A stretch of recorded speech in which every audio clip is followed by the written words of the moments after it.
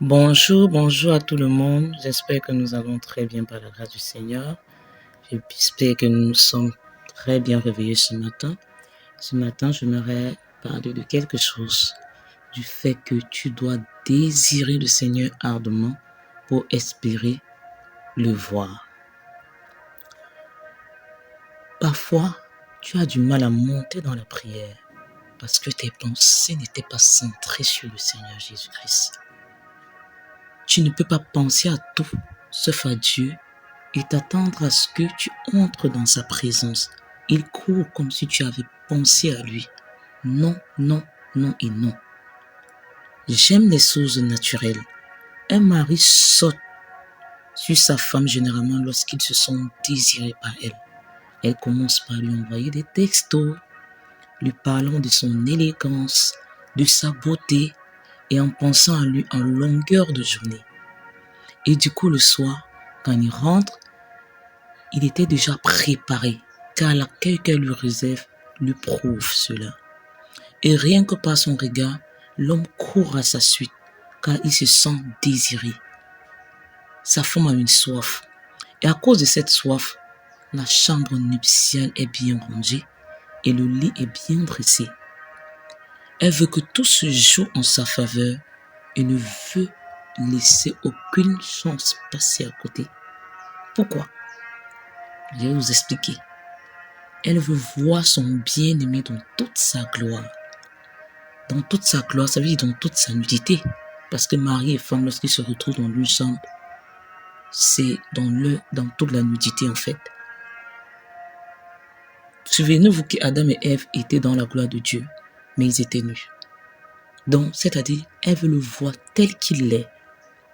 Et parfois, quand elle aura fini de dresser le lit, elle va y verser des pétales de rose. Les personnes qui sont mariées peuvent connaître, les femmes mariées. Quand le mari voit ça, il comprend que c'est un langage codifié et se sent désiré par sa femme.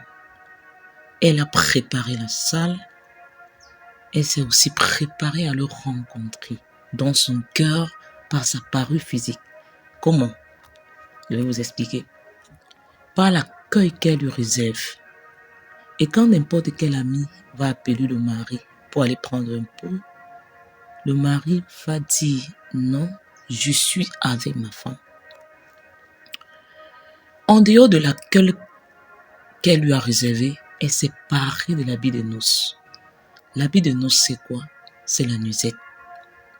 Le mari ne pourra lui que la retrouver dans la chambre nuptiale, car il se sent aimé, car il se sent admiré, car il se sent désiré. Et rien que par son regard, l'homme court à sa suite. Il se sent désiré. Elle a une soif. Et à cause de cette soif, la chambre nuptiale est très bien rangée. Son lit est bien dressé. Elle veut que tout se joue en sa faveur. Dans notre intimité avec le Seigneur, mes bien-aimés, c'est de ça qu'il s'agit dans la prière. Le Seigneur nous dit, quand nous voulons prier, entre dans le lieu secret, ferme la porte. C'est-à-dire, c'est une histoire de deux. Si tu ne désires pas comme une femme profondément amoureuse le Seigneur, le ciel sera comme fermé sur ta tête. Si tu n'as pas pensé à lui depuis le matin, la première des choses à faire lorsque tu entres dans sa présence, c'est de te coucher et de répandre ton âme devant lui. Si tu ne l'as pas adoré par une vie d'obéissance, la première des choses à faire, c'est de te coucher et de t'humilier par un acte de repentance. Le Seigneur, le Saint-Esprit, est autant émotionnel qu'un homme. Il aime se sentir important. Il aime être la personne centrale de toute une vie. Il aime se sentir désiré. Il aime qu'on lui écrive des poèmes. Il aime qu'on lui rappelle ce qu'il est. Regarde, quand une femme écrit souvent un poème à son mari, il rougit. Rassure-toi, il ne veut pas du copier-coller, le Saint-Esprit. Il veut sentir que ce sont des choses qui sortent tout droit de ton cœur, car c'est là où il commence par te toucher avant que tu ne sentes sa présence sur ton corps physique. C'est d'abord à l'intérieur Et plus tu te donnes à lui, à un moment, c'est le ciel qui s'ouvre. Et il n'est pas seulement là par la foi. D'ailleurs, moi, j'aime le palper et ne pas me consoler et abandonner sans qu'il m'ait touché physiquement en disant qu'il est là par la foi. Parfois, c'est séduction disciple du Seigneur.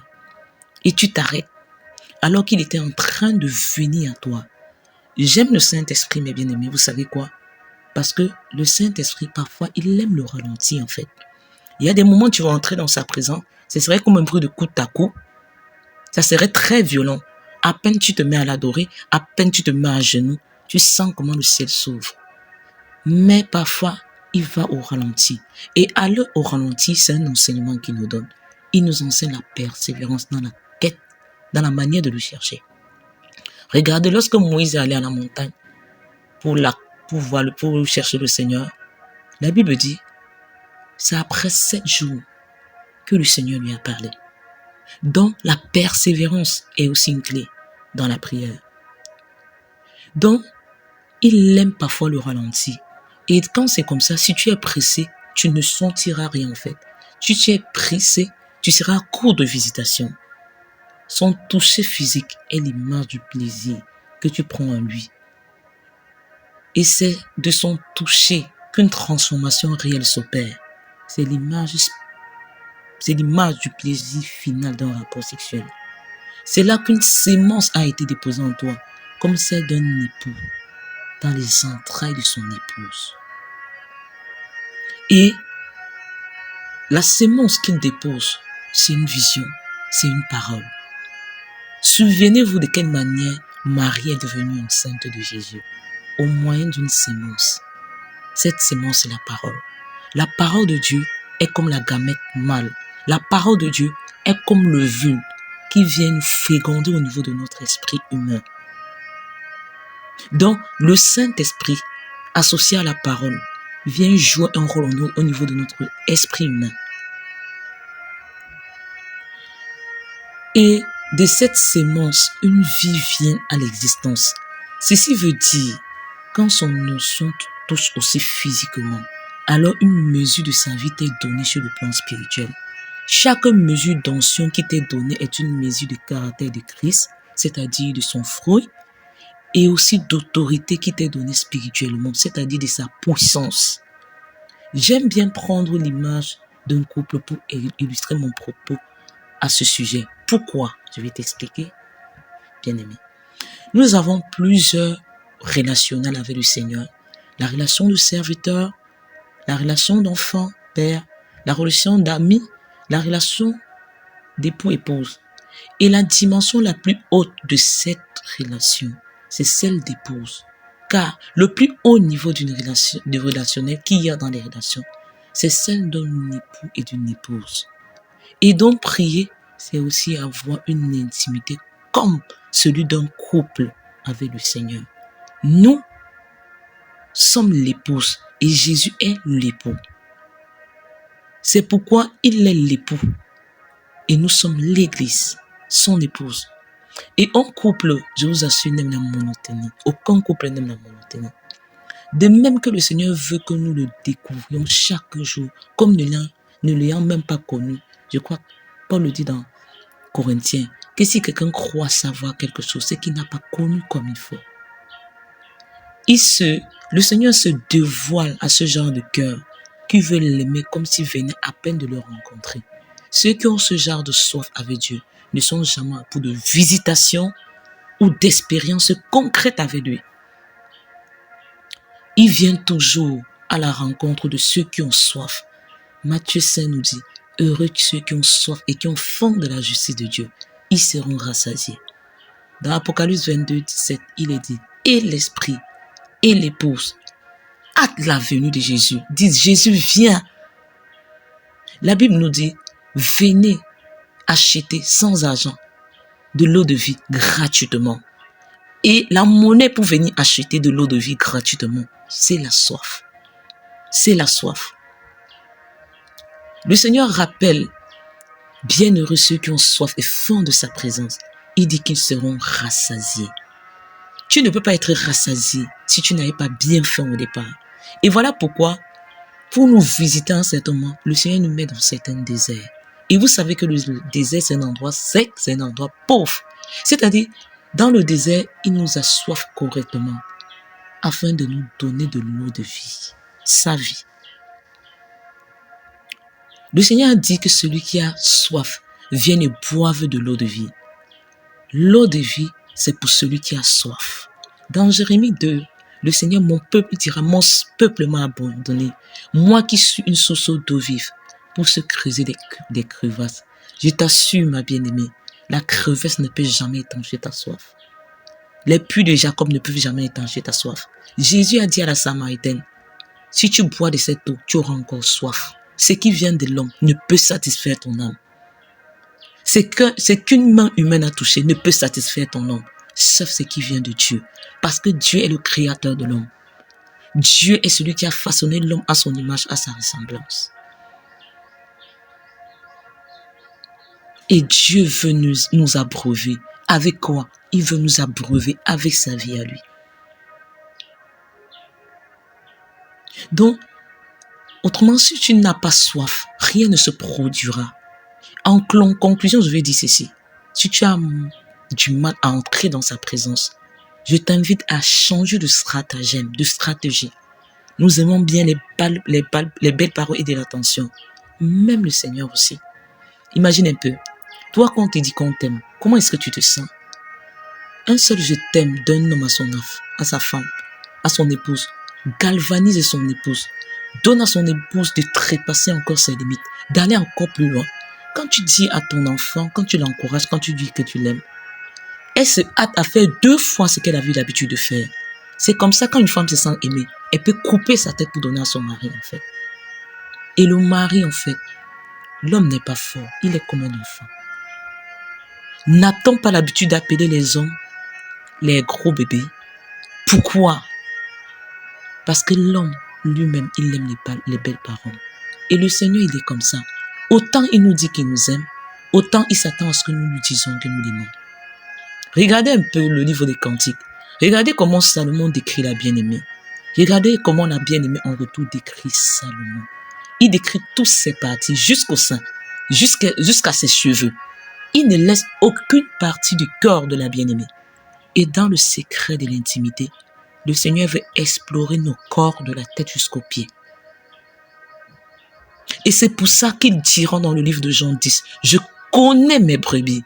Cette connaissance-là, c'est une connaissance gynosco qui parle comme de l'intimité entre un homme et une femme. C'est-à-dire, il connaît dans la profondeur. Quand il dit, je connais les projets que j'ai fait pour former pour vous, projets de paix et de mal, et de paix et de joie, et non de malheur, c'est qu'il connaît en fait. Vous voyez mes bien-aimés.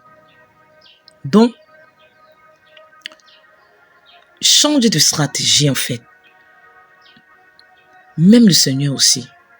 C'est pour ça qu'à un certain moment, il pouvait appeler Israël femme adultère. Quand elle s'est détachée de sa présence. Est-ce que vous savez que Dieu est jaloux? Dieu est tellement jaloux. Si bien que lorsque quelque chose vient à prendre sa place dans nos cœurs, il manifeste la jalousie d'un homme qui a été trompé. Oui. Salomon était un type de Christ. Lisez le livre des Cantiques en fait. Il y a tout dans la parole de Dieu. Tu verras comment Salomon parle de la Sunamite, la bien-aimée. Il la décrit dans tous ses aspects. Il utilise tout genre d'allégorique pour pouvoir décrire la bien-aimée. Bien-aimée, Jésus-Christ t'a dragué. Il t'a couru après. C'est toi qui dois lui courir aussi après. Regardez, lorsqu'il a appelé les premiers disciples, il a appelé Pierre, il a appelé André, il a appelé Jean, il a appelé les filles de Zébédée. Quand il a fait le premier pas, la suite, c'est pas Jésus qui va courir derrière toi. C'est toi qui dois courir après lui. Et tu vas remarquer qu'au départ, lorsqu'il t'a visité, il avait l'habitude de venir avec une notion sur toi pour que tu pries, pour que tu adores, pour que tu médites. À un certain moment, il arrête. Pourquoi? Il veut que tu le dragues. Il veut se sentir désiré. Il veut se sentir aimé par toi. Il veut se sentir aimé par toi, bien-aimé. C'est pourquoi, à un moment donné, tu auras comme l'impression que le ciel est fermé sur ta tête. Alors qu'au début, c'est son notion qui courait après toi. pour te pousser au jeûne, pour te pousser à la prière, pour te pousser à l'adoration, pour te pousser à la méditation. Après, c'est comme si le robinet s'est fermé. Dieu le fait exprès. Tu dois le courtiser en fait. Parce qu'il ne faut pas de monotonie dans la relation qu'il a avec toi. Il te dit, suis-moi. Quand il a fait le premier pas, alors la suite c'est toi. Suis l'époux dans la chambre nuptiale. La parole déclare dans Joël 2,16. Assemblez le peuple, formez une sainte réunion, assemblez les vieillards, assemblez les enfants, même les nourrissons à la mamelle. Que l'époux sorte de sa demeure et l'épouse de sa chambre nuptiale. Librando carabado santa libra carada shake te libra catale masco talibranda zanta yada saka yanta librado charabasso. Tu es élevé. Merci Père pour ta puissance, pour ta force, pour ton esprit. Karabados, karebrada, sarabashik, kerebanda, baradabasha, rabadabakadashik. Merci Seigneur Père pour les secrets de l'intimité que tu nous livres. Librando, la rabados, karabados, karadabash, karadabas. Au nom de Jésus. Oh, voilà sa présence qui te trempesse. Voilà sa nuée qui te couvre. Librando la rabados katalibash. Rabados sandalibradas. Au nom puissant de Jésus, soyez bénis. Je vous aime de l'amour de Jésus. Amen.